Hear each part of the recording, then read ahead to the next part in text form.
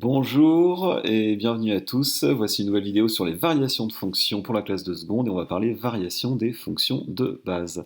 On va commencer avec la fonction affine. Donc la fonction affine est de la forme y égale mx plus p. Vous avez déjà pu la rencontrer en principe au collège. Avec m, on va retrouver le coefficient directeur et avec p, l'ordonnée à l'origine. Sa représentation graphique, eh bien tout simplement c'est une droite.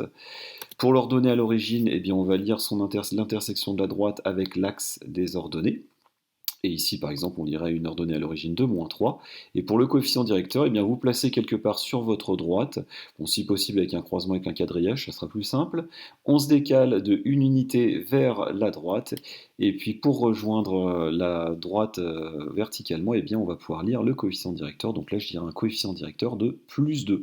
C'est-à-dire qu'on aurait la fonction affine y égale 2x moins 3. Voilà, quelques petites propriétés. Si le coefficient directeur est positif, eh bien notre fonction est strictement croissante. Si le coefficient directeur est négatif, on a une fonction qui va être décroissante. Ça semble assez logique.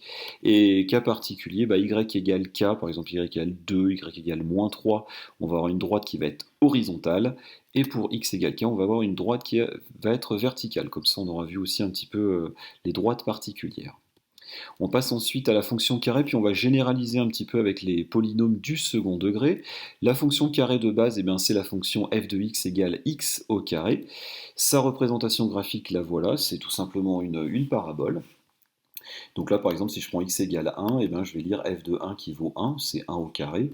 Si je prends f de moins 1, ça va être 1 au carré, ça va être moins 1 au carré qui donne 1. Si je prends 2, f de 2, ça nous donne 2 au carré qui font 4. Et f de moins 2, eh bien, je vais trouver moins 2 au carré qui donne 4 aussi. Donc ce qu'on remarque, c'est que f de 1 est égal à f de moins 1, f de 2 égale f de moins 2. On va en parler tout de suite après.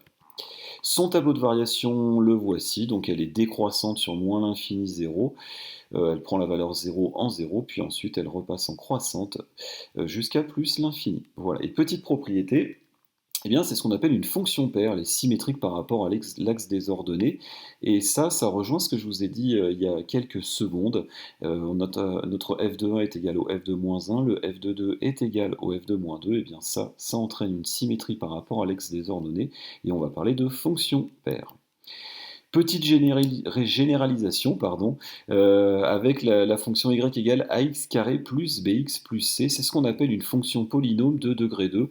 Or polynôme parce qu'il y a des x carré, et degré 2 parce que le degré maximum, la puissance maximum du x, elle est de 2. Voilà, c'est le x carré qui est au max, il n'y a pas de x cube. Donc du coup on appelle ça une fonction polynôme de degré 2. Au niveau de l'allure générale de la courbe, on va obtenir aussi des paraboles qui peuvent être de deux formes. Voilà, si notre a est positif, donc le coefficient du x carré est positif, on va avoir une parabole en forme de u, donc globalement de cette forme-là. Et si jamais par contre le a est négatif, eh bien on va avoir une parabole qui va être dans l'autre sens, donc qui sera en forme de pont par exemple. Voilà. Comme ça vous permettra un petit peu de faire le petit défi, parce que j'en parle un petit peu dans le défi. Donc on remarque que la croissance et la décroissance, la forme de notre fonction dépend uniquement du coefficient du x au carré. C'est lui qui va diriger tout cela.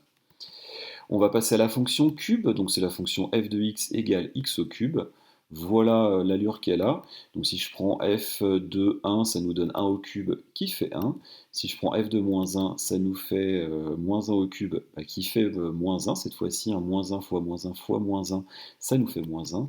f de 2, 2 au cube, ça fait 8. f de moins 2 au cube, ça fait moins 8. Donc là, cette fois-ci, on va avoir f de 1 qui est égal à 1, et f de moins 1 qui est égal à moins 1, c'est-à-dire l'opposé de f de 1, et f de 2 qui est égal à 8, et f de moins 2 qui est égal à moins 8, de nouveau l'opposé de 2. Donc f de 1 est égal à moins f de moins 1, et f de moins 2 est égal à moins f de 2. Je vous ai peut-être un petit peu perdu, ça fait beaucoup de moins, mais on va en reparler très bientôt. Si on regarde au niveau de son tableau de variation, il est très simple, c'est une fonction qui est strictement croissante sur moins l'infini plus l'infini. Elle est définie sur moins l'infini plus l'infini aussi, on peut la calculer pour quels que soient les x. Et la petite propriété, là, quand on avait f de moins 1 qui était égal à moins f de 1, f de moins 2 qui était égal à moins f de 2, eh bien ça entraîne une symétrie par rapport à l'origine, et ce qu'on appelle une fonction impaire. Donc là on a une belle symétrie par rapport à notre origine, par rapport à O. Et voilà, on parle de fonction impaire. On passe à la fonction inverse maintenant, donc c'est la fonction f de x égale 1 sur x. Alors attention, elle n'est pas définie sur R, elle est définie sur moins l'infini 0, 0 exclu, union 0 plus l'infini. C'est-à-dire globalement tous les réels sauf 0, ce qui est normal, vous savez qu'on ne peut pas diviser par 0, donc elle n'existe pas dessus. Et voilà à quoi elle ressemble, une jolie hyperbole. Donc on voit ici qu'effectivement pour 0 elle ne va pas prendre de valeur, donc elle a cette allure un petit peu particulière et coupée en 0, elle n'est pas continue.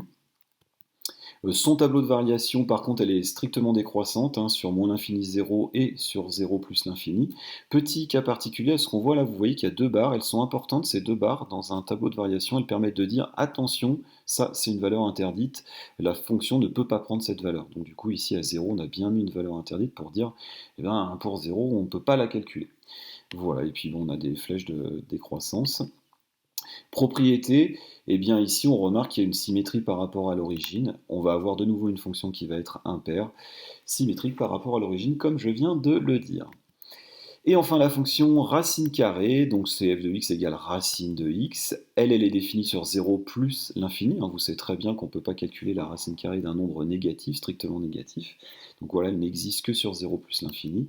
Voilà l'allure générale qu'elle a, donc on remarque qu'elle est strictement croissante, hein, sur 0 plus l'infini, ce qui permet d'obtenir ce tableau de variation. Voilà. Eh bien, je vous remercie d'avoir suivi cette vidéo. J'espère que vous en savez un petit peu plus sur les variations des fonctions de base pour votre classe de seconde. Voilà, n'hésitez pas à liker, commenter la vidéo et à vous abonner au site. Je vous souhaite une bonne journée, une bonne soirée ou une bonne nuit selon quand vous regardez cette vidéo. On se retrouve à très bientôt pour d'autres vidéos. Au revoir.